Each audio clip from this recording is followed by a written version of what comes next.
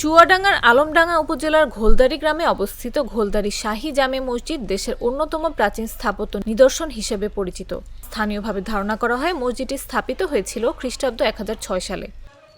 মসজিদের কারুকার্য অনেক কিছু নষ্ট হয়ে গেছে, তবে কিছু এখনো আছে মসজিদের ভিতরে, অনেকই আছে, অর্ধেক প্রায় নষ্ট হয়ে গিয়েছে আর কি। ওই কারুকার্যগুলো সেই 1100 বছর আগেরই। কাছে ধরো আমরা শুনে আসছি বাপের কাছে, আর বাপ শুনেছে দাদার কাছে, এরকম আমার দাদা হয়তো তার বাপের কাছে শুনেছে কত আমলে তৈরি হয়েছে এটা আমরা জানি না। গল্প শুনি যে মোহাম্মদ ঘড়ির আমলে এই মসজিদটা তৈরি।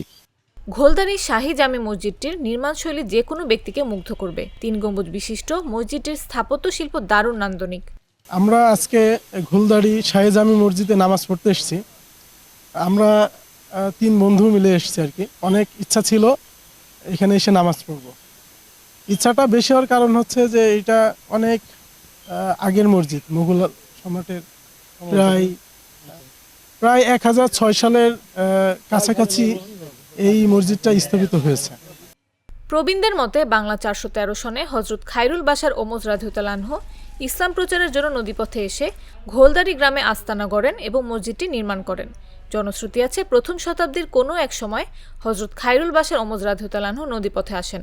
আসার সময় ঘোলদারি এলাকায় শেষ হয় নদী। সে সময় ঘোলদারি এলাকায় সামান্য কিছু বাড়িঘর ছিল। তিনি ইসলাম প্রচারের জন্য ঘোলদারি গ্রামে আস্তানা গড়েন। এখান থেকেই তিনি ইসলাম প্রচার প্রসারের কাজ শুরু করেন। তখন তিনি এই গ্রামে একটি মসজিদ নির্মাণ করেন। বর্তমানে এটি ঘোলদারি শাহী জামে মসজিদ হিসেবে পরিচিত। আমরা ছোটবেলাতে দেখছি 1000-এর বেশি বছরই বয়স। হ্যাঁ, তা আমরা ছোট থেকে নামাজ পড়ি, সব সময় 5 ওয়াক্ত নামাজ আমরা পড়ি এখানে প্রায়। ভবিষ্যতে 2-1 তো বাদ গেল, বাড়ি পড়লাম, আর বহু জায়গাতে লোক আজন আসে নামাজ পড়তে। মসজিদের 4 কোণের থামের উপর আছে 4টি ছোট মিনার, আছে 2 পাশে 2টি দরজা আর দক্ষিণ দিকে একটি জানালা এবং 6টি কুঠুরি। মসজিদটি তৈরিতে ব্যবহার করা হয়েছে পাতলা ইট, টালি ও চুন সুরকি।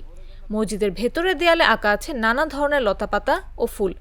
অবাক হলেও সত্য যে মসজিদটির গাঁথনির সময় চুন সুরকির সঙ্গে মেশানো হয়েছিল মসুর ডাল। মসজিদের শিলালিপিটি প্রায় নষ্ট হলেও এখনও সেটি নান্দনিক।